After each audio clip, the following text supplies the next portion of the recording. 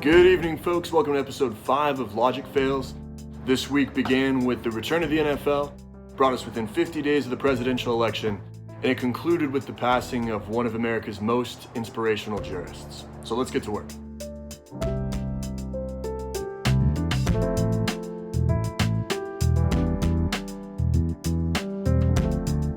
Supreme Court Justice Ruth Bader Ginsburg passed away this Friday after a long and incredible life and career. She's one of those rare figures where if you divided her work into the first half being her time as a civil rights attorney and the second as the liberal anchor of the Supreme Court, they're both independently Hall of Fame careers. While we mourned the loss of a great American, her passing also incited a political scramble over whether to fill the Supreme Court vacancy just weeks before the presidential election. Let's zoom back and consider the events immediately following the passing of Justice Antonin Scalia during the Obama administration in 2016. Then Senate Majority Leader Mitch McConnell refused to allow the Senate to consider the nomination of Merrick Garland, Obama's pick, to the Supreme Court. He was hoping that the eventual Republican candidate for president, which he did not at the time expect to be Donald Trump, would win and would thus get to appoint a seat that otherwise would have been picked by Obama.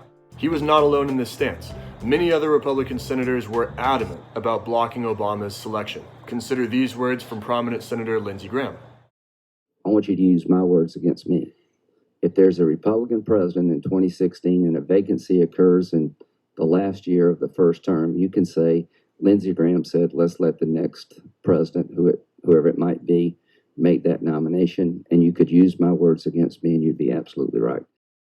So if we take as a premise that McConnell and Senate Republicans insisted in 2016 that no appointments be made in an election year, and we then concluded that McConnell and Senate Republicans will insist in 2020 that no appointments will be made in an election year, is this a cogent argument?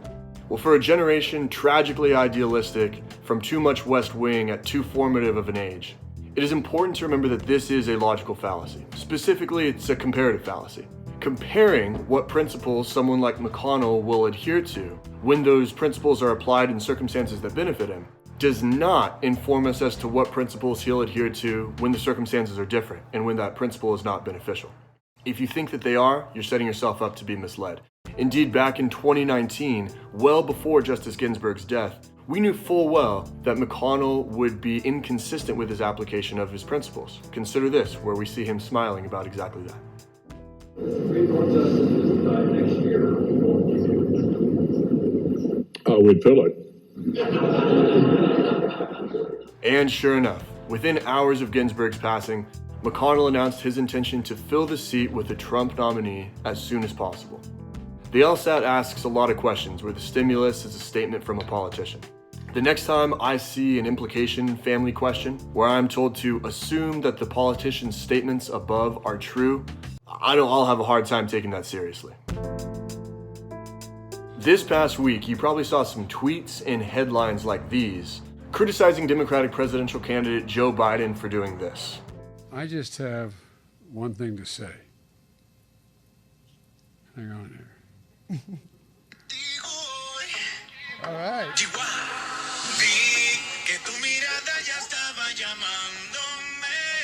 There you go. Dance a little bit, Joe. Come on. I'll tell you, my man.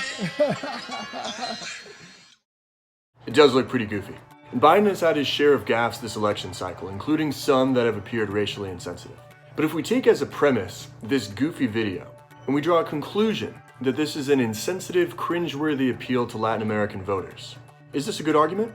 Well, if you dig a little bit deeper, and if you put the song in context, these criticisms appear vastly overblown. Let's look back at the same Fox News headline, where below it's noted Despacito singer Luis Fonsi also there, and introducing Biden, and before Biden plays the song and compliments him for it.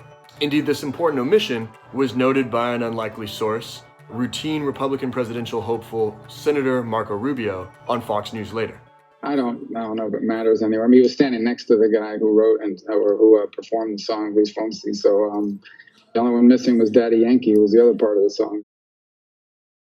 So these finger-wagging accusations of pandering to Floridian Latino voters, probably fallacious. And finally, after a win against the Miami Dolphins in Week 1, the Darth Vader of football, Bill Belichick, had a classically Belichickian exchange with this unfortunate reporter.